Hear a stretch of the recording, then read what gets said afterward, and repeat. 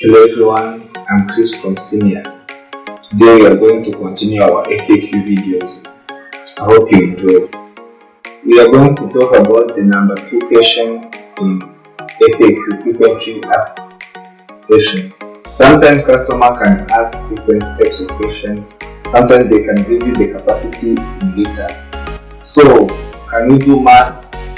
If the customer gives you the capacity in liters of, for example, the capacity of rapid mixer blender or RMG is 600 liters, means the working capacity will be 75% of that one. So when we do calculations, it goes to 450 liters. Then the bulk density is 0.5 gram per milliliter.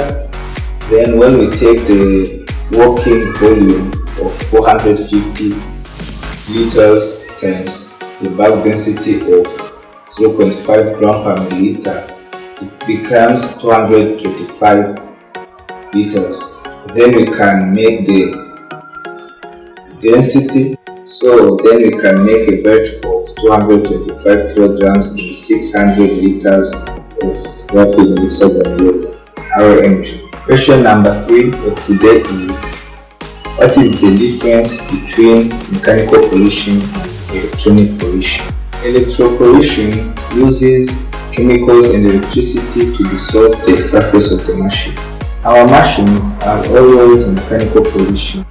The outside polishing has the roughness average of which is less or equal to 0.8 micrometer.